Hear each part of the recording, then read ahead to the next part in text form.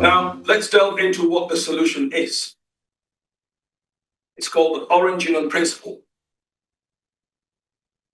The harmony of nature offers more than natural intelligence.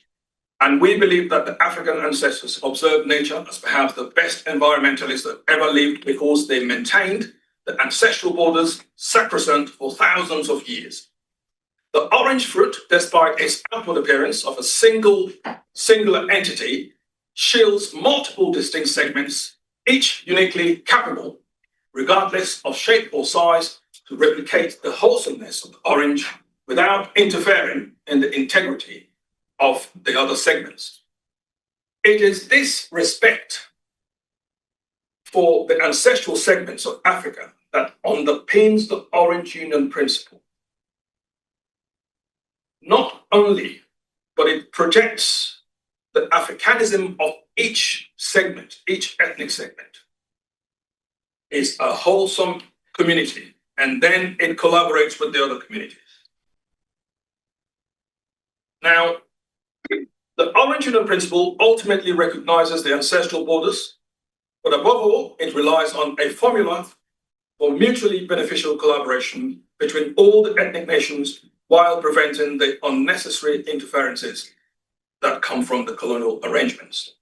The most significant advantage of the Orange Union Principle is that it restores the natural condition for maximizing local consensus to establish the relevant functional political structures which become the basis for guaranteed socio-economic and infrastructural development within predictable timelines. Usually within 25 years, you must be developed if you're within the Orange Union Principle. It's as simple as that, not 140 years, 25 years. If you're very smart, 5 years. So if you see any country in Africa not achieving development after 4, this is why it doesn't have the Orange Union Principle, and it needs it. The Orange Union model does not only recognize ethnic self-governance, but it encourages sub-ethnic autonomy within each ethnic nation that becomes a member state of the Orange Union arrangement. It is worth noting that whilst the Orange Union Principle prevents political interference between the ethnic nations, it requires mutually beneficial affairs on which the member ethnic nations collaborate. This model proposes 6 mandatory affairs for collaboration and 1 optional affair. The optional affair for collaboration is called sports development. So your nation may want to have its own sports national team, or it may want to combine with a few other nations. In the UK, for Olympics, you have the 4 coming together. For football, they go separate ways.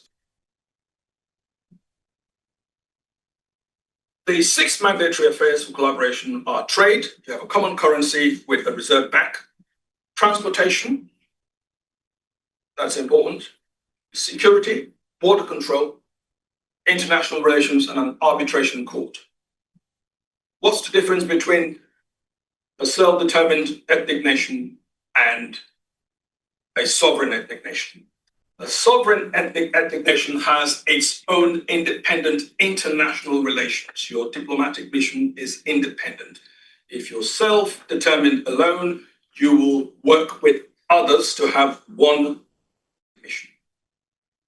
That's the difference. Otherwise, a self-determined ethnic nation is as good as sovereign, just that it cannot decide its own who must be ambassador here or there. It has to be agreed as a collective. So the best way you want to get the Pan-Africanism successful is the Orange Union model. Now, just to wrap that up, there's a few details about Orange Union, because there are a bit more practical issues there. But suffice to say that the Sankofa effect, which means progress forwards with hindsight. If you forget your hindsight, if you lose your memory of your authentic histories, your destiny will be in shambles.